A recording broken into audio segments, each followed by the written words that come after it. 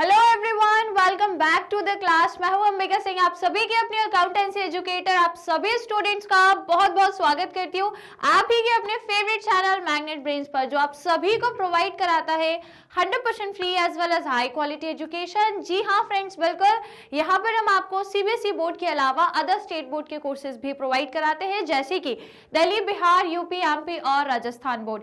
English medium के courses आपको मिल जाएंगे as well as Hindi medium के कोर्सेज भी मिल जाएंगे। यदि हिंदी मीडियम की बात करूं तो क्लास 6 से लेकर क्लास 12 तक हम आप लोगों को हिंदी मीडियम के कोर्स प्रोवाइड करते हैं, और यदि सीबीएसई इंग्लिश मीडियम की बात करूं तो वो कोर्सेज हम आपको क्लास केजी से लेकर के क्लास 12 तक प्रोवाइड कराते हैं। बिल्कुल, अपार्ट फ्रॉम दैट हम लोग आपको ई बुक्स और ई नोट्स भी अवेल कराते हैं स्टूडेंट्स, और यदि आप लोगों को अवेल करके अपनी लर्निंग को और भी अच्छे से इंप्रूव करना है तो बिल्कुल कर सकते हो। और कैसे अवेल करना है तो उसके लिए जाना है नीचे डिस्क्रिप्शन बॉक्स में, वहां पर आपको लिंक मिलेगी, उसको जाकर के आप क्लिक करना, तो फिर आप प्रोसीड करोगे, आगे प्रोसेस बढ़ाओगे तो फिर आप आराम से ई बुक्स और ई नोट्स को भी अवेल कर सकते हो।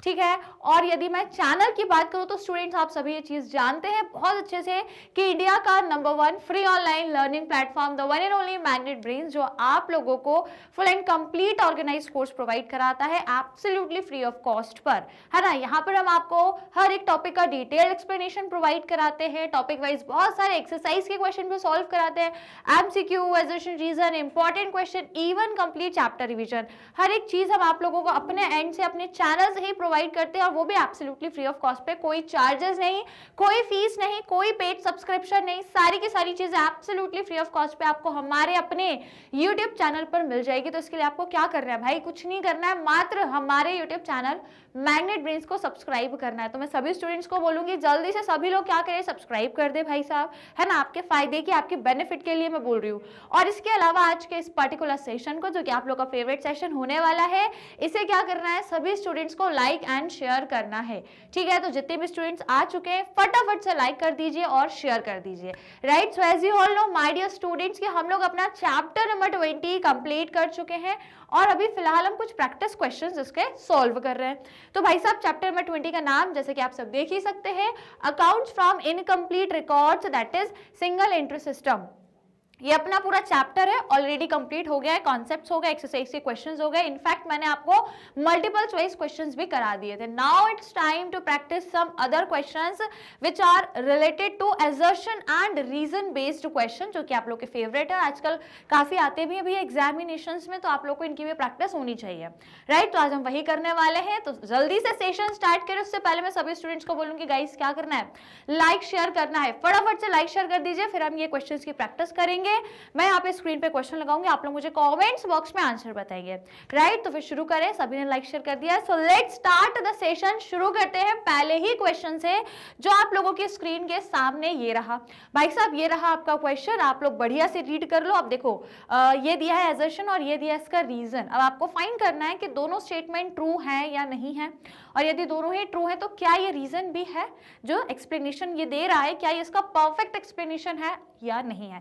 तो आपको बताना है, और ऑप्शंस आपको यहाँ पे मिल जाएंगे, ये 4 ऑप्शंस है ABCD, ये 4 में से एक आपको मुझे कमेंट्स में बताना है। लेकिन उससे पहले आप ये पूरा क्वेश्चन रीड कर लो, आराम से पहले रीड करो, खुद से पहले सॉल्व करने की कोशिश करो, अदरवाइज फिर मैं तो आपको करूंगी सही एक्सप्लेन, है ना। जल्दी से पहले आराम से इसको पढ़ लो, समझ के मुझे कॉमेंट्स में आंसर बताओ। चलो फटाफट से पढ़ लो।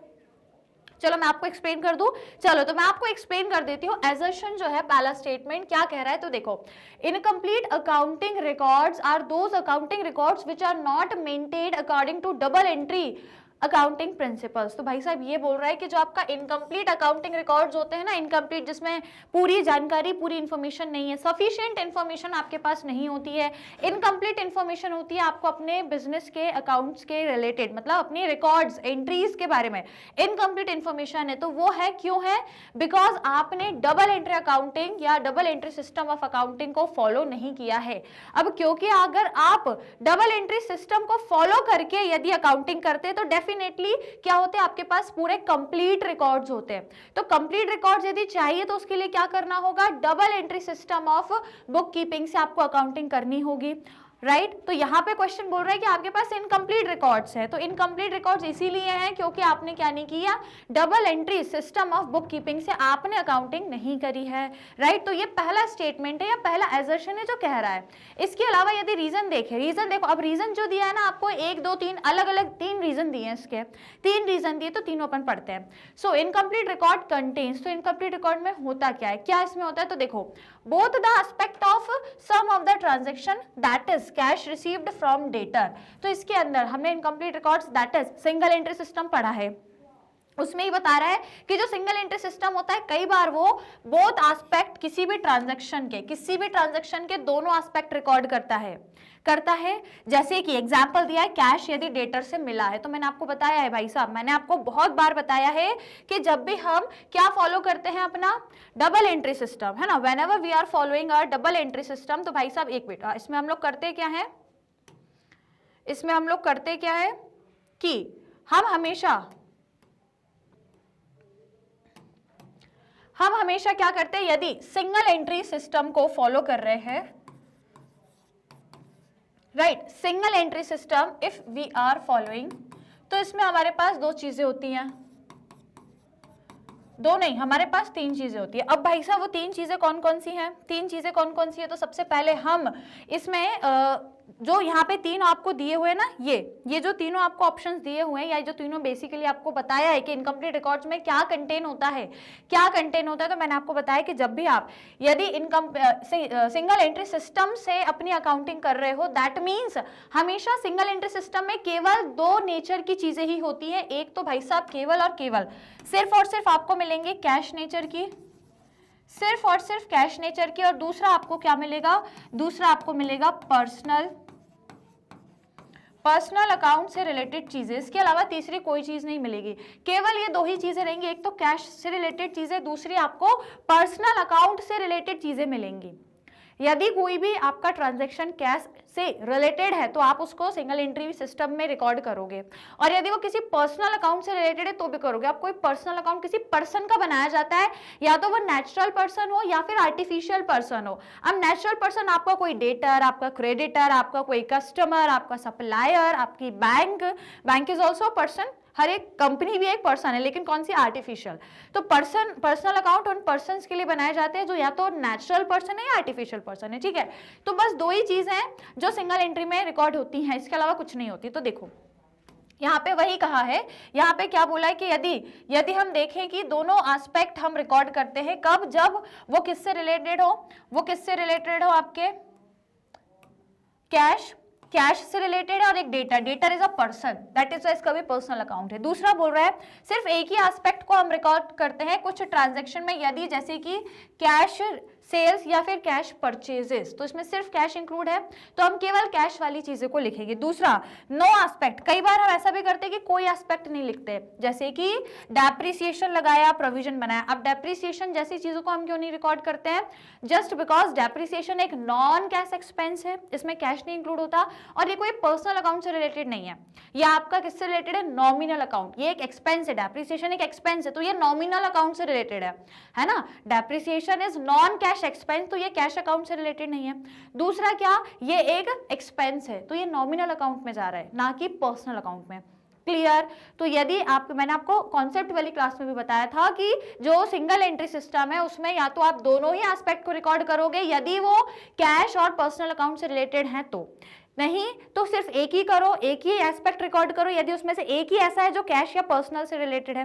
तीसरा क्या, यदि वो कैश और पर्सनल दोनों से रिलेटेड नहीं है तो आप ट्रांजैक्शन को रिकॉर्ड ही नहीं करोगे, किसी भी एस्पेक्ट को रिकॉर्ड नहीं करोगे।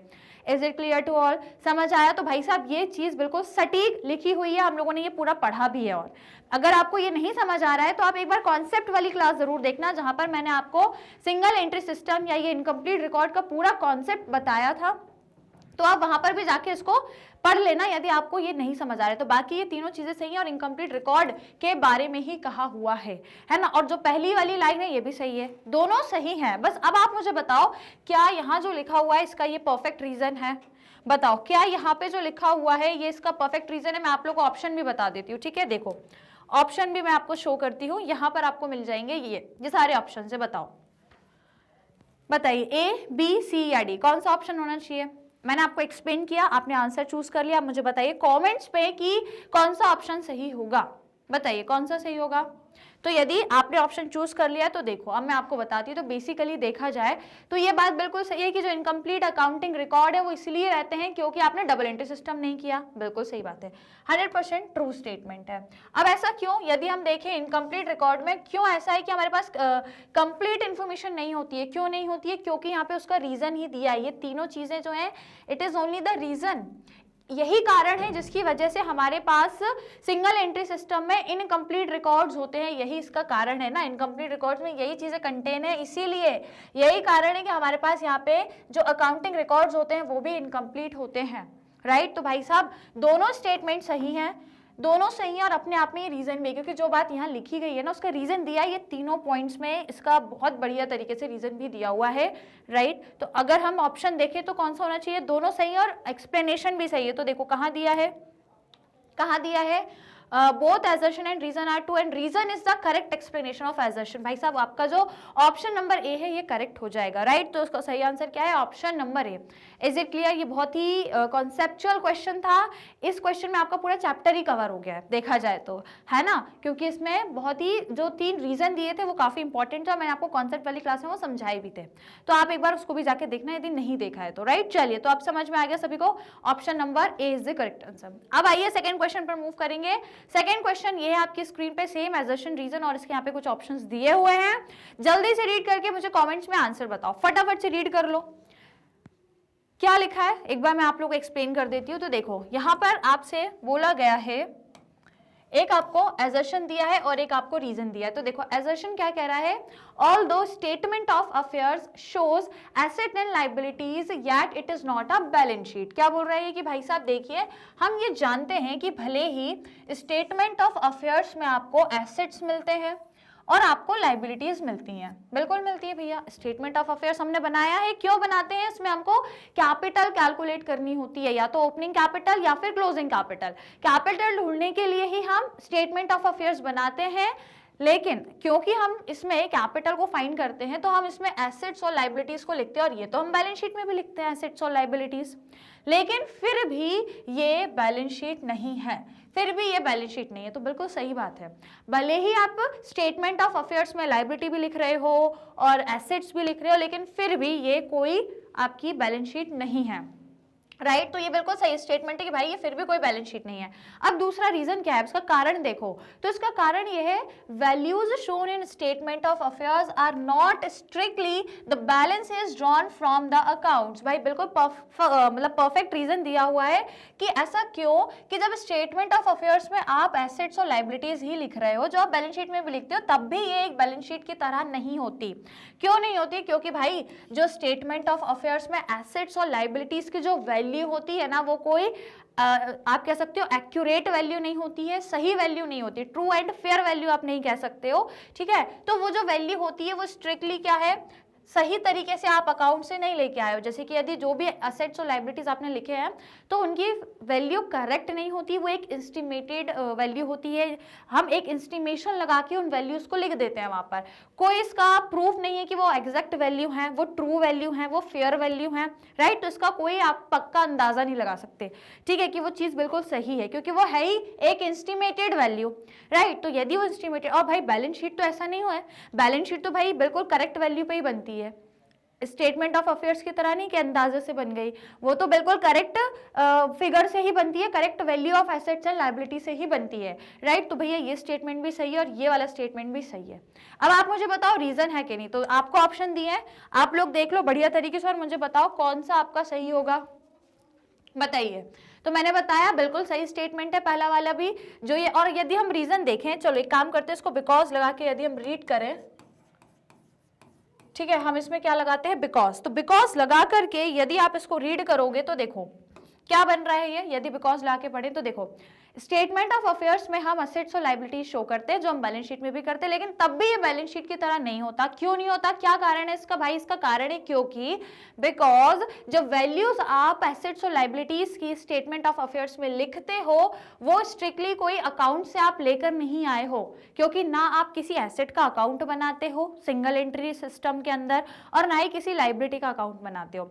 और बैलेंस शीट में तो हर चीज हम अकाउंट से ही बैलेंसेस लेकर आते हैं, लेजर अकाउंट से सारी चीजें, जो भी ट्रायल बैलेंस हमने बनाए तो वहां से हम सभी चीजों के करेक्ट बैलेंसेस लेकर आते हैं और फिर बैलेंस शीट में रिकॉर्ड करते हैं। और यहाँ स्टेटमेंट ऑफ अफेयर्स में हम कोई सही बैलेंसेस नहीं लेकर आते किसी भी अकाउंट से, क्योंकि वहां हम किसी अकाउंट को ही नहीं बना रहे होते, ना कोई एसेट अकाउंट बन रहा है ना कोई लायबिलिटी अकाउंट। यही रीजन है इसका, राइट। तो दोनों स्टेटमेंट सही है और रीजन भी बिल्कुल सही दिया हुआ है। कहाँ दिया है? पहले ऑप्शन में ही है कि both assertion and reason are true and reason is the correct explanation of assertion। Option number ए आपका सही हो जाएगा। समझ में आया, राइट। तो यहाँ जो चीज कही गई है उसका परफेक्ट रीजन यहाँ पे दिया हुआ है। Is it clear to all? बढ़े फिर आगे फटाफट से थर्ड क्वेश्चन पर आ जाएं, राइट। चलिए आइए फिर थर्ड क्वेश्चन। तो इसका करेक्ट ऑप्शन क्या है? ऑप्शन नंबर ए। समझ आ गया? चलो तो आगे बढ़ते हैं भाई साहब, थर्ड क्वेश्चन पर आएंगे। ट्रायल बैलेंस से रिलेटेड क्वेश्चन है, आराम से पढ़ लो और मुझे आंसर बताओ, ठीक है। मैं थोड़ा साइड हो जाती हूँ, आप लोग रीड कर लो, फटाफट रीड करके और मुझे आंसर बता देना कॉमेंट्स में, ओके। चलो तो मैं आपको एक्सप्लेन कर दूं, ठीक है। तो देखो एजर्शन लिखा हुआ है, एजर्शन क्या कह रहा है?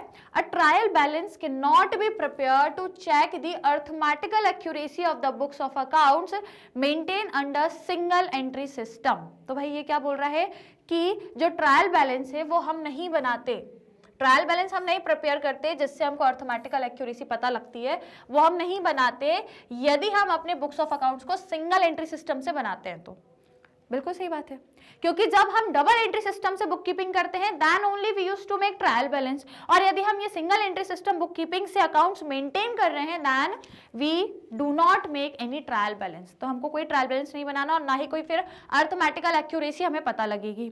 क्लियर? पहला आपका स्टेटमेंट है। दूसरा कारण क्या है इसका? What is the reason? तो यदि हम यहाँ पे बिकॉज लिख देते हैं, ठीक है, यदि बिकॉज लिख के देखें तो क्योंकि a trial balance cannot be prepared because few transactions under single entry system are maintained following dual aspect concept। लो भाई साहब, ये क्या बोल रहा है? अच्छा, इन्होंने बोला है कि सिंगल एंट्री सिस्टम में ट्रायल बैलेंस नहीं बनता, और ये क्या कह रहे हैं कि क्यों नहीं, और मैंने क्या बोला कि सिंगल एंट्री में ट्रायल बैलेंस नहीं बनता और डबल एंट्री सिस्टम से हम लोगों ने पूरी जो बुक कर ली अकाउंट की वो डबल एंट्री सिस्टम से ही करी है। बस ये आखिरी चैप्टर जिसमें हम सिंगल एंट्री सिस्टम को पढ़ रहे हैं, है ना। तो हमने देखा है कि डबल एंट्री सिस्टम में आपका ट्रायल बैलेंस प्रिपेयर किया जाता है, राइट, और सिंगल एंट्री सिस्टम से ट्रायल बैलेंस नहीं बनता। तो ये बात तो सही है जो पहले स्टेटमेंट में गई है। अब दूसरा क्या बोल रहा है कि जो ट्रायल बैलेंस है वो नहीं बनाया जाता क्योंकि कुछ ट्रांजैक्शंस ऐसे होते हैं सिंगल एंट्री सिस्टम में जो डुअल एस्पेक्ट कॉन्सेप्ट से बनते हैं। डुअल एस्पेक्ट मतलब वही कि हर एक ट्रांजैक्शन के दो affect, that is double entry only. यदि हर एक ट्रांजैक्शन का दो अफेक्ट है तो वो डबल एंट्री में आता है। तो वो ये कह रहा है कि ट्रायल बैलेंस को हम नहीं बनाते हैं कुछ ट्रांजैक्शंस के लिए सिंगल एंट्री सिस्टम में, क्योंकि हम क्या फॉलो कर रहे हैं? Dual aspect. अब क्या आप डुअल एस्पेक्ट को फॉलो कर रहे हो तो क्या ये रीजन है कि इस वजह से हम ट्रायल बैलेंस नहीं बनाते? बताओ, आप मुझे दिमाग लगाओ, अपने दिमाग के घोड़े को दौड़ाओ और मुझे बताओ। चार ऑप्शन है ABCD, कौन सा सही होगा? मैंने आपको एक्सप्लेन कर दिया है। चलिए बताइए फिर कौन सा आंसर होने वाला है इसका, क्वेश्चन नंबर 3 का। फटाफट से बताओ भाई कौन सा आंसर होगा। तो देखो ये बात तो बिल्कुल सत्य लिखी हुई है जो पहले स्टेटमेंट में है, बिल्कुल 101% करेक्ट है कि भाई साहब ट्रायल बैलेंस को हम नहीं बनाते हैं यदि हम सिंगल एंट्री सिस्टम से अपनी बुक्स ऑफ अकाउंट्स को प्रिपेयर कर रहे हैं। बिल्कुल सही बात है, 100% सही है। पर भाई साहब ये जो दूसरा है ना, ये गलत बोल रहा है, ये गलत बोल रहा है। ये कह रहा है कि डुअल एस्पेक्ट को फॉलो कर रहे हो इसलिए आप ट्रायल बैलेंस नहीं बना रहे। ना, बिल्कुल गलत है भाई। यदि डुअल एस्पेक्ट मतलब double entry system of book keeping को फॉलो करते हो देन डेफिनेटली आप ट्रायल बैलेंस बनाते हो। भाई ट्रायल बैलेंस अपन ने डबल एंट्री सिस्टम में ही तो बनाया है, और ये बिल्कुल गलत कह रहा है कि जो ट्रायल बैलेंस है वो नहीं बनाया जाता कुछ ट्रांजैक्शंस में जब आप सिंगल एंट्री सिस्टम को यूज करते हो, क्योंकि उसके लिए आप डुअल एस्पेक्ट फॉलो कर रहे हो। गलत है, ये 100% गलत स्टेटमेंट है, क्योंकि यदि आप डुअल एस्पेक्ट कॉन्सेप्ट को फॉलो कर रहे हो दैट मींस आप डेफिनेटली ट्रायल बैलेंस बनाओगे, क्योंकि ट्रायल बैलेंस आपका डुअल एस्पेक्ट कॉन्सेप्ट में ही बनाया जाता है, राइट। समझ में आया? तो भाई साहब ये जो सेकंड स्टेटमेंट है या जो इसका रीजन है ये गलत दिया हुआ है, लेकिन एजर्शन तो सही है, राइट। तो हम ऑप्शन देखें कौन सा सही होगा, A, B, C या D। बताइए कौन सा सही होगा, बताइए फिर कौन सा आंसर होगा। चारों ऑप्शन है भाई, मुझे जल्दी से बताओ। तो मैंने बताया ही, पहला सही दूसरा गलत, तो कहा दिया है देखो, assertion is true but reason is false, है ना, पहला सही दूसरा गलत, तो option number C, option number C correct answer होना चाहिए। और बिल्कुल भाई साहब अपना जो ऑप्शन नंबर सी है वो बिल्कुल करेक्ट आंसर है। Is it clear? समझ में आया? कॉन्सेप्ट समझ में आ रहे हैं कैसे क्या करना है, राइट? आइए फिर नेक्स्ट सवाल पर आते हैं। क्वेश्चन नंबर 4 लगाएंगे अपनी स्क्रीन पर, ये रहा भाई साहब 4th क्वेश्चन आपकी स्क्रीन पे, जल्दी से रीड करके मुझे आंसर बताओ। चलो सेम वही है, 4 ऑप्शन दिए आप लोगों को यहाँ पर, स्टेटमेंट दिए, एजर्शन और रीजन। तो चलो बताओ जल्दी से, फटाफट आंसर चाहिए मुझे। तो देखो एक्सप्लेन कर दूं, है ना।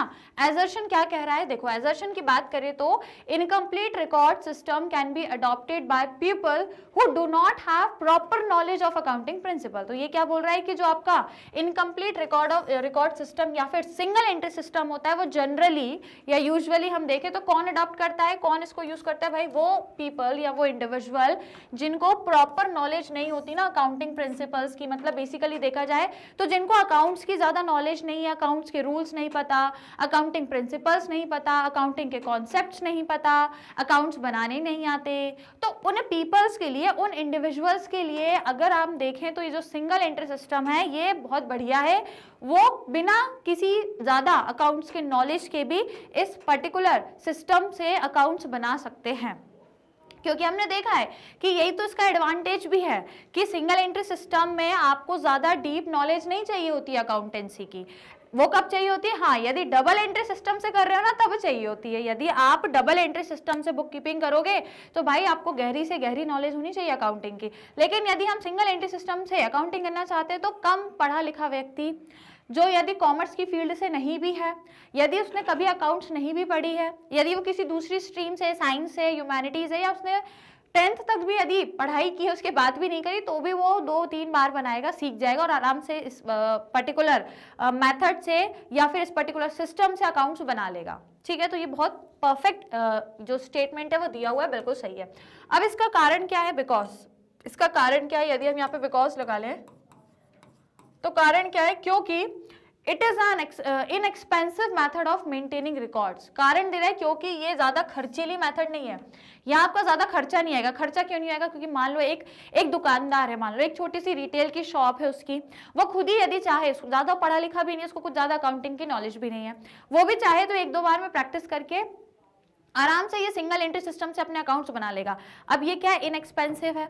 इनएक्सपेंसिव क्यों है, क्योंकि यदि ये आसान है तो ये वो खुद ही कर लेगा, फिर खुद ही आराम से बना लेगा, उसको अलग से कोई अकाउंटेंट अपॉइंट करने की जरूरत नहीं पड़ेगी, वो खुद ही कर लेगा, खर्चा नहीं लगेगा। लेकिन वहीं यदि वो डबल एंट्री सिस्टम से कोई भी कंपनी यदि अकाउंटिंग करती है मेंटेन, तो भाई साहब उसमें खर्चा लगेगा। क्यों लगेगा, क्योंकि वो खुद नहीं बना पाएगा, उसके लिए डबल एंट्री सिस्टम यदि उसको पूरा नॉलेज नहीं है तो वो खुद नहीं बनाएगा, और खुद नहीं बनाएगा तो कोई एक अकाउंटेंट रखेगा, और अकाउंटेंट क्या फ्री में काम करेगा, फीस सैलरी लेगा वो अकाउंटेंट, ठीक है, सैलरी लेगा, तो वो ज्यादा एक्सपेंसिव है। लेकिन यदि हम सिंगल एंट्री सिस्टम की बात करें तो ये इनएक्सपेंसिव होती है। ये स्टेटमेंट भी सही है, ये भी सही है, दोनों स्टेटमेंट सही है। अब आप मुझे बताओ इसमें जो करेक्ट आंसर है वो क्या होगा। स्टेटमेंट तो सही है लेकिन क्या रीजन भी सही है, बताइए। दोनों स्टेटमेंट तो सही है लेकिन क्या रीजन भी सही है।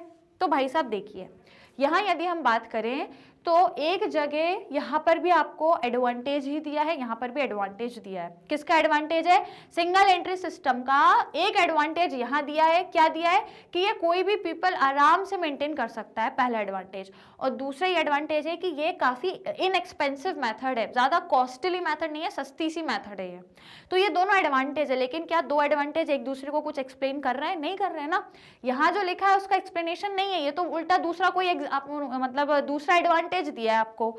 एक एडवांटेज ये दिया है और यहाँ दूसरा एडवांटेज दिया है, ना कि पहले वाले का यहाँ पे कोई एक्सप्लेनेशन प्रोवाइडेड करके नहीं रखा है। ठीक है, ये एक एग्जाम्पल एडवांटेज है और ये भी एक एडवांटेज है। आपको सिर्फ अलग अलग दो एडवांटेज दिए हैं, ना कि ऐसा नहीं है कि पहले वाले एडवांटेज का एक्सप्लेनेशन दिया हो, यहाँ कोई एक्सप्लेनेशन नहीं है। दैट इज वाई दोनों स्टेटमेंट सही है, but reason is not the correct explanation of assertion, जो आपको ऑप्शन नंबर बी में देके रखा है। तो इस हिसाब से देखें स्टूडेंट्स, तो आपका जो ऑप्शन नंबर बी है वो करेक्ट हो जाएगा। समझ में आया, राइट, कॉन्सेप्ट समझ में आ गया। तो जल्दी से लाइक और शेयर कर दो, फिर फटाफट से फिर आगे बढ़े। अगला सवाल भी करना है, बहुत सारे क्वेश्चंस करने हैं, लेकिन उससे पहले लाइक शेयर कर दो जल्दी से। सभी स्टूडेंट्स को बोलूंगी फटाफट लाइक शेयर कर दो। कर दिया, आगे बढ़े हम, है ना। आइए फिर क्वेश्चन नंबर 5 पर मूव करेंगे स्टूडेंट्स हम लोग। ये रहा 5th क्वेश्चन आपकी स्क्रीन पे, जल्दी से रीड कर लो और मुझे आंसर बताओ। चलो मैं आप साइड हो जाती हूँ, अब आप रीड करोगे और मुझे कमेंट्स में आंसर बताओगे। फटाफट मुझे आंसर बताना, ठीक है। चलो तो मैं आपको एक्सप्लेन कर दूं, राइट। आइए तो फिर देखो, एजर्शन क्या कह रहा है कि करेक्ट प्रॉफिट और loss of business can not B ascertain under accounting from incomplete record that is single entry system. तो भाई इसमें गलत क्या बोल रहा है, ये क्या गलत बोल रहा है? सही तो बोल रहा है कि यदि आप सिंगल एंट्री सिस्टम से अपनी अकाउंटिंग कर रहे हो तो भाई करेक्ट प्रॉफिट और लॉस नहीं आपको पता लगेगा। वो केवल एक एस्टीमेट, एक अंदाजा, और एक आप कह सकते हो बस आप एक अंदाजा लगा रहे हो बैठे बैठे, और अंदाजा भी कैसा, गलत वैल्यूज, मतलब गलत इन द सेंस कि कोई एक्यूरेट वैल्यूज पर नहीं बनाते आप। जो यहाँ पे पीएनएल या जो प्रॉफिट और लॉस आप कैलकुलेट करते भी हो, वो जिन वैल्यू से, जिन चीजों से कैलकुलेट करते हो, वो भी कोई एक्यूरेट नहीं है, ट्रू एंड फेयर नहीं है अपने आप में। उनमें भी कहीं ना कहीं कुछ ना कुछ उतार चढ़ाव या ऊपर नीचे वैल्यू हो सकती है, राइट। तो भाई ये तो बिल्कुल परफेक्ट बात है कि यदि सिंगल एंट्री सिस्टम से हम अपनी अकाउंटिंग कर रहे हैं तो हम अपना करेक्ट प्रॉफिट और लॉस एसेटेन नहीं कर सकते। Is it clear? एसेटेन नहीं कर सकते। ये कब करेंगे? सही प्रॉफिट एंड लॉस कब एसेटेन हो पाता है हमको? यदि हम double entry system of accounting से अपने अकाउंट्स बनाते हैं तभी। क्लियर? तो भाई पहला स्टेटमेंट बिल्कुल सही है, 100% सही है। अब यदि दूसरा देखें, अब इसका जैसे रीजन भी देखें, बिकॉज लगा के, तो देखो बिकॉज में क्या दिया, मतलब बिकॉज लगा के यदि हम रीजन पढ़ते हैं तो रीजन क्या कह रहा है कि trading and profit and loss account can not be prepare under single entry system. तो ये कह रहा है कि जो हम ट्रेडिंग एंड पीएनएल अकाउंट बनाते हैं ना, वो डबल एंट्री सिस्टम में बनाते हैं। बनाया भी हमने पिछले चैप्टर में बना के आया पूरा, ठीक है, तो वो उधर बनाते। लेकिन भाई साहब यदि सिंगल एंट्री सिस्टम हम फॉलो कर रहे हैं तो भाई इसमें ना कोई ट्रेडिंग बनता है ना पीएनएल बनता है। बिल्कुल सही है, 100% सही बात है। Is it clear? दोनों स्टेटमेंट सही है। अब आप मुझे बताओ रीजन सही लग रहा है कि नहीं लग रहा है, क्योंकि ये दिमाग आपको लगाना पड़ेगा। स्टूडेंट्स एग्जाम में जब ये क्वेश्चन आता है तो ये तो पता कर लेते हैं कि स्टेटमेंट सही है कि गलत है, ये तो आपको पता लग जाता है क्योंकि आपने कॉन्सेप्ट पढ़े हैं, तो आप आराम से बता दोगे क्या सही है क्या गलत है। पर आपको डिफिकल्टी कहाँ होती है कि यार ये रीजन सही है कि नहीं, तो वो अब आप पकड़ो, जल्दी से बताओ कि रीजन सही है कि नहीं। प्रैक्टिस करो, कोशिश करो, फिर मैं आपको बताती हूँ। बताइए रीजन का आपको क्या लग रहा है, तो मैं आपको बताऊं, एक्सप्लेन करूं। तो देखो यहां कह रहा है कि सिंगल एंट्री सिस्टम में प्रॉफिट और लॉस को असरटेन करना मुश्किल है, या ये हम एग्जैक्ट असरटेन नहीं कर सकते। क्यों नहीं कर सकते? क्योंकि भैया हम ट्रेडिंग और प्रॉफिट एंड लॉस अकाउंट ही नहीं बना रहे, और जब हम प्रॉफिट एंड लॉस अकाउंट ही नहीं बना रहे तो फिर सही प्रॉफिट एंड लॉस कहां से बताएंगे यार? आप ही बताओ। अच्छा, जब हम डबल एंट्री सिस्टम से अकाउंटिंग करते हैं तब हम प्रॉफिट एंड लॉस अकाउंट बनाते हैं, और तब हमें सही प्रॉफिट और लॉस मिलता है, जो हमने पिछले चैप्टर में बहुत निकाला भी है, नेट प्रॉफिट नेट लॉस, है ना। तो वो जब भी पता लगेगा जब प्रॉफिट एंड लॉस अकाउंट होगा। लेकिन सिंगल एंट्री सिस्टम में तो प्रॉफिट एंड लॉस अकाउंट ही नहीं बनाते, तो जब बनाते ही नहीं है तो भाई साहब कहां से फिर आपको सही प्रॉफिट और लॉस पता लगेगा? तो बिल्कुल सही बात है, जो यहां लिखा है ना उसी का रीजन भी यहाँ पे बिल्कुल परफेक्ट दिया है। क्यों प्रॉफिट एंड लॉस नहीं पता चलता? क्योंकि प्रॉफिट एंड लॉस अकाउंट ही नहीं बनाते हम सिंगल एंट्री में, ठीक है। तो बिल्कुल सही है। तो both assertion reason are true and reason is the correct explanation of assertion। That means option number A will be your correct answer. समझ में आया कैसे स्टेटमेंट्स को पकड़ना है, कैसे पता लगाना है कि ये सही है कि गलत है? Is it clear? तो आइए भैया फिर लाइक शेयर कर दो, आगे बढ़ते हैं 6th क्वेश्चन पे बढ़ेंगे। लाइक शेयर करते जाओ फटाफट से, जल्दी से कर दिया। आइए फिर नेक्स्ट क्वेश्चन पर आएंगे स्टूडेंट्स हम लोग अपने क्वेश्चन नंबर 6 पर। आ जाइए, क्वेश्चन नंबर 6 आपकी स्क्रीन पे, जल्दी से रीड कर लो फटाफट से एंड मुझे आंसर बताओ। चलो जल्दी से आंसर बताइए। तो देखो क्या कह रहा है, let me explain you. assertion कह रहा है टू ascertain प्रॉफिट और लॉस और for obtaining any other information necessary data can be collected only from the original vouchers such as sales invoice और purchase invoice etc। तो ये क्या कह रहा है कि यदि आपको प्रॉफिट एंड लॉस असरटेन करना है या आपको कोई अदर इंफॉर्मेशन चाहिए है ना, तो आपको क्या करना है, नेसेसरी और कोई भी यदि नेसेसरी डेटा चाहिए तो ये आप केवल तभी कलेक्ट कर पाओगे, कलेक्ट ओनली फ्रॉम, केवल तभी कलेक्ट कर पाओगे उन इन्फॉर्मेशंस को, या प्रॉफिट एंड लॉस असरटेन करना है या कोई आपको अदर इन्फॉर्मेशन चाहिए तो वो आप तभी कर पाओगे जब आपके पास ओरिजिनल वाउचर्स होंगे, जैसे कि सेल्स इनवॉइस, ठीक है, सेल्स इनवॉइस या परचेज इनवॉइस, ठीक है। पहला स्टेटमेंट कह रहा है, अब आप दिमाग लगाओ सही कह रहा है कि गलत कह रहा है।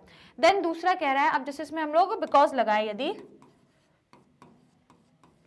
यदि यहाँ पे हम बिकॉज लगाएं तो क्यों है ऐसा, क्योंकि single entry system depends on original vouchers. तो ये बहुत ही मतलब इंपॉर्टेंट है, यहाँ पे जो ये दिया है ये बहुत ही इंपॉर्टेंट चीज यहाँ पे बोली गई है कि सिंगल एंट्री सिस्टम केवल और केवल ओरिजिनल वाउचर्स पे ही डिपेंड है, केवल उन एविडेंस पर ही डिपेंड है, केवल उन आप कह सकते हो सोर्स डॉक्यूमेंट्स पर ही डिपेंड है, या जिसको हम ओरिजिनल वाउचर्स कह रहे हैं, उसी पे सिंगल एंट्री सिस्टम आपका बेस्ड है। तो अब आप मुझे बताओ भाई, अब आप मुझे कमेंट्स में बताओ कि ये दोनों स्टेटमेंट सही कह रहे हैं और क्या ये एक्सप्लेन कर रहे हैं एक दूसरे को, क्या ये रीजन जो है वो इस असर्शन को एक्सप्लेन कर पा रहा है, बताइए जल्दी से मुझे कमेंट्स में आंसर बता दो फटाफट से, बताइए कौन सा स्टेटमेंट सही है कौन सा नहीं है, रीजन है या नहीं, बताइए। तो देखो स्टूडेंट्स, यदि मैं आपको बोलूं, मैंने आप लोगों को पढ़ाया था जब इसका कॉन्सेप्ट इस चैप्टर का, तो मैंने आपको बताया था कि सिंगल एंट्री सिस्टम जो होता है ना वो ओरिजिनल वाउचर्स पे ही डिपेंड होता है, क्योंकि जब भी हमको देखना हो सेल्स परचेज तो हम अपने वाउचर्स को, क्योंकि हमारे पास कोई अकाउंट्स तो बनते नहीं है, हम कोई अकाउंट नहीं बनाते वहां पे, ना सेल्स अकाउंट ना परचेज अकाउंट, हम कोई अकाउंट ही नहीं बनाते ना। सिंगल एंट्री सिस्टम में हम केवल कैश बुक बनाते हैं जिसमें हम केवल कैश का लेन देन देखते हैं, और दूसरा हम पर्सनल अकाउंट बनाते हैं जिसमें हमारे डेटर, क्रेडिटर, सप्लायर, कस्टमर या हमारी बैंक, बस इनसे रिलेटेड चीजें होती है, मतलब देन लेन, लेना किस पर्सन से है, देना किस पर्सन को है, नेचुरल पर्सन से रिलेटेड, बस यही चीज है। नेचुरल और आर्टिफिशियल भी, जैसे बैंक है कोई अदर कंपनी है तो आर्टिफिशियल पर्सन भी इंक्लूड रहेगा आपका। तो बेसिकली यहाँ पे हम क्या करते हैं, केवल पर्सनल अकाउंट और कैश अकाउंट से रिलेटेड चीजें ही बनाते हैं, कोई तीसरी चीज है ही नहीं यहाँ पे। तो यदि आपको जैसे कि सेल्स देखना है, परचेज देखना है, तो इसके लिए ना कोई सेल्स अकाउंट मिलेगा आपको, ना कोई परचेज अकाउंट मिलेगा, तो केवल आपको यहाँ पे क्या मिलेगा, जब भी आपको कुछ सेल्स पता करनी है या परचेज पता करनी है तो आप कहाँ भागते हो, ओरिजिनल वाउचर्स के पीछे। आप उन एविडेंस को, उन सोर्स डॉक्यूमेंट्स को देखकर ही पता करते हो सेल्स क्या है परचेज क्या है, क्योंकि ना सेल्स अकाउंट है ना इधर परचेज अकाउंट है ना कोई कुछ और है, ठीक है। तो यदि पता करना है तो आप ओरिजिनल वाउचर पर ही भागोगे, ओरिजिनल वाउचर से ही आपको सारी चीजें पता लगेगी, ठीक है। तो जो सिंगल एंट्री सिस्टम है वो ओरिजिनल वाउचर पे डिपेंड करती है, ये बात सही है, ये बात सही है। अब यदि ऊपर वाली बात देखें हम, तो यदि आपको प्रॉफिट और लॉस असरटेन करना है तो हम सिंगल एंट्री सिस्टम में प्रॉफिट एंड लॉस अकाउंट ही नहीं बनाते, या कोई अदर इन्फॉर्मेशन आपको चाहिए है, नेसेसरी डेटा, तो वो कैसे कलेक्ट करोगे, सिर्फ ओरिजिनल वाउचर से ही कलेक्ट करोगे। तो मैंने अभी बताया ना कि सिंगल एंट्री क्योंकि ओरिजिनल वाउचर पे डिपेंड करती है, तो जो भी इन्फॉर्मेशन चाहिए, जैसे मैंने बोला सेल्स मुझे पता करना है, परचेज मुझे पता करना है, तो उसका कोई अकाउंट नहीं है मेरे पास, इस केस में मैं कहाँ जाऊंगी, मेरे वाउचर्स पे, मेरे सोर्स डॉक्यूमेंट के पास जाऊंगी, वहां से जाकर के मैं चीजों को कलेक्ट करूंगी, जो भी इन्फॉर्मेशन चाहिए, या मुझे प्रॉफिट और लॉस यदि निकालना है तो मैं उनके पास ही जाऊंगी, ठीक है। तो ओरिजिनल वाउचर्स के पास जाएंगे, जैसे कि सेल्स इनवॉइस में मुझे पता लगेगा कि सेल्स कितनी हुई, परचेज इनवॉइस में मुझे पता लगेगा कि परचेज कितनी हुई, क्रेडिट पे जैसी भी हुई, राइट। तो इन चीजों के लिए हम कहां जा रहे हैं, सोर्स डॉक्यूमेंट्स पर जा रहे हैं या ओरिजिनल वाउचर्स पे जा रहे हैं, राइट। तो जो सिंगल, अब जैसे यदि हम इसको देखें तो पहली बात, दोनों में एक ही टॉपिक पे बात है, दोनों में एक ही टॉपिक पे बात है, और यहाँ जो लिखा है उसका ये परफेक्ट एक्सप्लेनेशन है। क्यों है, क्योंकि मैं आपको यदि एक्सप्लेन करके बताऊं तो देखो, यदि कोई भी इंफॉर्मेशन चाहिए, यदि प्रॉफिट और लॉस निकालना है या कोई भी आपको डेटा चाहिए है, तो आप कहाँ से कलेक्ट करोगे, ओरिजिनल वाउचर से जाकर के आप कलेक्ट करोगे, जैसे कि सेल्स इनवॉइस या परचेज इनवॉइस। क्यों ऐसा क्यों करेंगे हम, वहां से जाके क्यों कलेक्ट करेंगे, क्यों जाएंगे ओरिजिनल वाउचर में, क्योंकि रीजन है ना, क्योंकि भाई साहब सिंगल एंट्री सिस्टम पूरा आपका ओरिजिनल वाउचर पे ही डिपेंड करता है, तो यही कारण है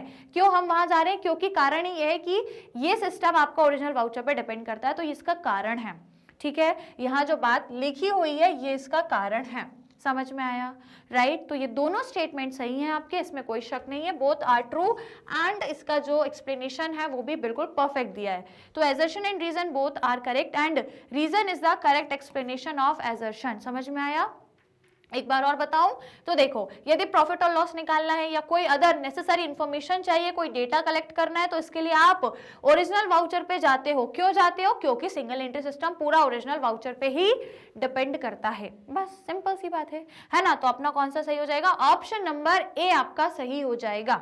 इज इट क्लियर, आया समझ में, राइट। आगे बढ़े, फिर आ जाइए भाई 7th क्वेश्चन पर मूव करेंगे। ओके तो आइए 7th क्वेश्चन ये रहा, स्टेटमेंट ऑफ अफेयर्स से रिलेटेड सवाल है। अब आप इसको आराम से पढ़ो, बहुत ही छोटे छोटे 2 स्टेटमेंट है, एक एक लाइन के, इसको जल्दी से रीड करके 4 ऑप्शन में से मुझे बता दो कौन सा करेक्ट है, जल्दी से बताओ और फटाफट से बताना है, ठीक है। बताइए कौन सा सही है फिर। तो यदि इसको हम रीड करें, इसको हम थोड़ा सा एक्सप्लेन करें तो देखो, assertion क्या कह रहा है, एजर्शन कह रहा है कि statement of affair is prepared on the basis of some ledger accounts and estimates. अब ये जो बोल रहा है ना कि जो स्टेटमेंट ऑफ अफेयर्स आप बनाते हो, हमने बनाया जिसमें हम कैपिटल को फाइंड करते हैं, तो ये जो बनाया जाता है किस बेसिस पे बनाया जाता है, कुछ लेजर के बेसिस पे और कुछ इंस्टीमेट, इंस्टीमेट मतलब अंदाजे से भी बनाया जाता है और कुछ आपका उससे भी बनाया जाता है, दैट इज लेजर अकाउंट से। कुछ आपका लेजर अकाउंट से भी बनाया जाता है एज वेल एज कुछ आपका इंस्टीमेट से भी बनाया जाता है, दोनों से ये बनाया जाता है। ये आपका पहला जो स्टेटमेंट है या जो आपका एजर्शन है ये कह रहा है। अब यदि दूसरा देखें हम रीजन, तो भाई साहब रीजन क्या कह रहा है, क्यों है ऐसा, वाई ऐसा क्यों है, because statement of affairs shows true and fair financial position. क्योंकि भाई साहब स्टेटमेंट ऑफ अफेयर्स जो होते हैं वो आपको true and fair financial position show करते हैं। Is it like that? ऐसा है क्या कि जो स्टेटमेंट ऑफ अफेयर्स हैं वो आपको true and fair financial statement show करते हैं? बताइए भाई साहब, मुझे बताओ। तो स्टेटमेंट ऑफ अफेयर को क्या हम लेजर अकाउंट से बनाते हैं और कुछ इंस्टीमेट से भी बनाते हैं? क्या ऐसा है? क्या हम लेजर अकाउंट से बनाते हैं और इंस्टीमेट से बनाते हैं? और क्या, और जो रीजन दिया है वो कह रहा है कि जो स्टेटमेंट ऑफ अफेयर्स है वो आपको true and fair financial position show कर रहा है। तो क्या ऐसा है? क्या ये आपको true and fair financial position show करता है? बताइए, आप मुझे आंसर बताएंगे। आपके स्क्रीन पे है भाई साहब ABCD 4 ऑप्शन है, बता दो मुझे जल्दी से मुझे आंसर बताइए। 4 ऑप्शन दिए हुए हैं, कौन सा सही लग रहा है? फिर जल्दी से रीड करके बताओ कौन सा सही लग रहा है, बताइए जल्दी फट। बहुत सिंपल क्वेश्चन है, बहुत सिंपल है, बहुत ही सिंपल क्वेश्चन है। देखो भाई साहब, तो यदि हम यहाँ पे बात करें पहले स्टेटमेंट की, तो ये बिल्कुल सही है कि जो स्टेटमेंट ऑफ अफेयर्स हम प्रिपेयर करते हैं ये किस बेसिस पे करते हैं, कुछ हम लेजर अकाउंट के बेसिस पे तो कर ही लेते हैं और इसके अलावा कुछ हम इंस्टीमेट भी बनाते हैं। इंस्टीमेट मतलब अंदाजे से, तो बिल्कुल सही बात है भाई, अंदाजे से ही हम बनाते हैं, हमें कोई एग्जैक्ट चीजें नहीं पता होती है। अब कुछ लेजर अकाउंट, जैसे यहाँ पे लिखा है ना सम लेजर अकाउंट, तो आप बोलोगे मैम आपने तो बोला था कि सिंगल एंट्री सिस्टम में कोई लेजर अकाउंट नहीं बनता। बोला था मैंने, बिल्कुल, लेकिन आप शायद भूल गए हो कि यहाँ पे 2 चीजें बनाई जाती हैं, पूरे लेजर अकाउंट नहीं बनते, लेकिन सिर्फ 2 चीजें बनती हैं और वो 2 चीजें होती हैं, एक तो आपकी कैश बुक, ठीक है, एक तो आपकी कैश बुक होती है और दूसरा होता है आपका पर्सनल अकाउंट। ये 2 चीजें तो होती है ना भाई साहब, ये 2 चीजें तो होती है ना। तो सम लेजर अकाउंट इसी को बोला गया है कि कुछ लेजर अकाउंट से, तो कौन सा लेजर हो, एक तो आपका, क्योंकि कैश बुक अपने आप में ये कैश अकाउंट भी है ना, cash book is also like a cash account, है ना। या तो कैश बुक बना लो या कैश अकाउंट बना लो, बात बराबर है। कैश बुक का काम कैश अकाउंट भी कर देगा और कैश अकाउंट का काम कैश बुक भी कर देगी, दोनों एक दूसरे के क्या है, सब्स्टिट्यूट्स है। दोनों में से कोई एक बना लोगे, दोनों का काम हो जाएगा, राइट। तो कुछ लेजर अकाउंट ही बन रहे हैं, तो कुछ में सिर्फ 2 ही बन रहे हैं, एक तो आपका कैश अकाउंट और एक आपका पर्सनल अकाउंट। अब पर्सनल अकाउंट पे बहुत सारे हो सकते हैं, एक आपके क्रेडिटर का अकाउंट है, एक आपके डेटर का अकाउंट है, सप्लायर है आपका, कस्टमर या जो भी है, कस्टमर का तो नहीं है, जो भी अदर पर्सन है आपके, जितने भी आर्टिफिशियल नेचुरल पर्सन, उन सब का अकाउंट। तो कुछ लेजर तो आपने बनाया है, तो इनके बैलेंसेस से आप स्टेटमेंट ऑफ अफेयर बना लोगे। और कुछ जैसे कि अब आपने एसेट का नहीं बनाया, लाइबिलिटीज का नहीं बनाया, तो उनके लिए आप अंदाजे से वैल्यू लिख दोगे, इंस्टीमेट से, अपने ही इंस्टीमेशन से आप अपने हिसाब से वैल्यू लिख दोगे। क्लियर, समझ में आया? तो जो भी हम स्टेटमेंट ऑफ अफेयर्स में इंफॉर्मेशन को लिख रहे हैं वो किस बेसिस पे लिख रहे हैं, कुछ लेजर अकाउंट के बेसिस पे और कुछ अंदाजे से लिख रहे हैं। तो बिल्कुल सही बात है, 100% सही। अब आपको कंफ्यूजन हुई होगी लेजर अकाउंट में, आपने सोचा होगा लेजर अकाउंट तो बनाते ही नहीं है, बिल्कुल सही है, हम सारे लेजर अकाउंट नहीं बनाते, केवल कैश अकाउंट और पर्सनल अकाउंट बनाते हैं। So it is also a part of ledger only. Personal account पे भी हम कस्टमर या सप्लायर का बनाएंगे, क्रेडिटर का बनाएंगे, डेटर अकाउंट तो बनाएंगे, राइट। तो ये आपका स्टेटमेंट सही है। और दूसरा तो आपको पता ही है कि भैया ये तो गलत ही है, क्योंकि स्टेटमेंट ऑफ अफेयर आपको कोई true and fair financial position नहीं दिखाता, ठीक है। तो भैया पहला सही है, दूसरा गलत है। पहला सही दूसरा गलत कहाँ दिया है भाई, पहला सही दूसरा गलत तो सी में दिया है। एजर्शन ट्रू है पर रीजन फॉल्स है, that means option number C will be your correct answer. समझ में आया? करेक्ट, कोई दिक्कत, कोई समस्या? आगे बढ़े, फिर अगले सवाल पर आ जाए। चलिए तो आइए जल्दी से, लेकिन पहले लाइक शेयर और कर दो, फटाफट से लाइक शेयर करो, फिर 8th क्वेश्चन पर मूव करेंगे। फटाफट से सभी को बोलूंगी लाइक एंड शेयर कर दो। डन? कर दिया है। तो आइए आगे बढ़ते हैं सवाल नंबर 8वें पे। सवाल नंबर 8वां आप लोग की स्क्रीन के सामने ये रहा, जल्दी से आंसर करो। एक एजर्शन, एक रीजन है, 4 ऑप्शन है, जल्दी से आंसर कर दो फटाफट से। बैलेंस शीट से रिलेटेड है, ठीक है, बैलेंस शीट से रिलेटेड है। दोनों स्टेटमेंट में आपको बैलेंस शीट से रिलेटेड चीजें दी हुई हैं। अब आप जल्दी से रीड करके मुझे आंसर बताइए, फटाफट से रीड करो। तो देखो, यदि हम एजर्शन की बात करें, पहले स्टेटमेंट में जो एजर्शन दिया है वो क्या कह रहा है कि in balance sheet balance of capital account is arrived as a balancing figure. अच्छा, अब ये कह रहा है कि जो बैलेंस शीट हम बनाते हैं ना, आपने बनाई, हमने भी बनाई बहुत बार, है ना। तो बैलेंस शीट में जो बैलेंस आता है ना कैपिटल का, क्या उसको हम बैलेंसिंग फिगर से लेकर आते हैं? क्या आप ऐसा करते हो? कभी बैलेंस शीट हमने बनाई है तो क्या हमने कैपिटल का अमाउंट बैलेंसिंग फिगर से लाते हैं, या ऑलरेडी पूरे कैपिटल को भी लिख देते हैं, पूरी लायबिलिटी भी लिख देते हैं और अदर साइड पे एसेट भी लिख देते हैं, तो ऑटोमेटिकली वो दोनों बराबर हो जाते हैं। तो ऐसा हमने करा है बैलेंस शीट में। हमने कभी ऐसा नहीं किया है कि बैलेंस शीट में कैपिटल को हम बैलेंसिंग फिगर से लाए हों, ऐसा नहीं है, कभी नहीं हुआ। तो ये स्टेटमेंट तो भैया बिल्कुल है ही नहीं सही, ये तो पूरा गलत है, ठीक है। लेकिन यदि दूसरे की बात करें रीजन की, तो रीजन क्या कह रहा है? Balance sheet shows true and fair financial position of a business. ये क्या कह रहा है कि भाई जो बैलेंस शीट होती है वो आपकी true and fair financial position बताती है। बिल्कुल सही बात है, इसमें कोई गलत बात नहीं है, बिल्कुल 101% सही जो है ये स्टेटमेंट दिया हुआ है। अब आप मुझे आंसर बताओ फटाफट से, क्या आंसर हो जाएगा इसका? क्या आंसर होगा? तो मैंने बताया ये तो सही है पर ये गलत है। ये क्यों गलत है? हाँ, अगर यहाँ ये लिखा होता ना कि स्टेटमेंट ऑफ अफेयर्स, तो स्टेटमेंट सही रहता, क्योंकि स्टेटमेंट ऑफ अफेयर्स में ही हम ऐसा करते हैं कि जो कैपिटल होता है उसको बैलेंसिंग फिगर से लाते हैं। स्टेटमेंट ऑफ अफेयर्स में हम कैपिटल को बैलेंसिंग फिगर से लेकर आते हैं, ना कि बैलेंस शीट में। बैलेंस शीट में हम कभी भी कैपिटल को बैलेंसिंग फिगर से नहीं ला सकते, अदरवाइज फिर तो आपकी इतने फाइनेंशियल अकाउंट बनाने का कोई फायदा ही नहीं रहा। क्योंकि यदि लास्ट में ऑटोमेटिक बैलेंस शीट बराबर नहीं आती है तो हम बोलते हैं कि कुछ गड़बड़ है। अब यहाँ पे तो आप बैलेंसिंग फिगर से यदि कैपिटल लाने लगे तो फिर हो गया कल्याण आपका, ठीक है। तो दिस इज नॉट पॉसिबल। तो पहला गलत, दूसरा सही। कहाँ दिया है? लास्ट में दिया है, assertion is false but reason is true, ठीक है। एजर्शन गलत है पर रीजन आपका सही है। Is it clear to all? समझ में आ गया बढ़िया तरीके से, राइट। तो कौन सा सही है? Option number D is your correct answer. Is it clear to all? बताओ, समझ में आ गया बढ़िया से? कोई दिक्कत, कोई समस्या तो नहीं है, राइट। तो ऑप्शन नंबर डी आपका सही हो जाएगा। चलिए, ऑल राइट, तो भी हो गए सारे क्वेश्चन सॉल्व। आज मैं इतने ही क्वेश्चन लेकर आई थी क्योंकि छोटा सा चैप्टर था, सिंपल था, इजी चैप्टर था, तो आई थिंक इतने क्वेश्चन इनफ है। अब आप मुझे कमेंट्स में जरूर बताना कि 8 आउट ऑफ 8 किसके आए हैं भैया, 8 आउट ऑफ 8 किसके नंबर आए हैं, मुझे जरूर कमेंट्स में बताओ। किसके पूरे 8 में से 8 सवाल सही थे, कमेंट्स में जरूर बताना, राइट। और कोई दिक्कत नहीं है यदि किसी के 8 में से 8 नहीं भी सही हुए हैं, तो जितने यदि 1-2 गलत भी हो गए तो कोई दिक्कत नहीं है। मैंने आपको एक्सप्लेन तो करा ना, एक्सप्लेन करा तो आपको अब आंसर तो समझ आ गया ना, कहाँ गलती थी, क्या गलत आपको लग रहा था, कहाँ डाउट था, कहाँ दिक्कत आ रही थी, वो अब आपको समझ आ गया ना। तो अब आप उसको इंप्रूव कर लेना और उस कॉन्सेप्ट को अब अपने दिमाग में रख के रखना, ठीक है।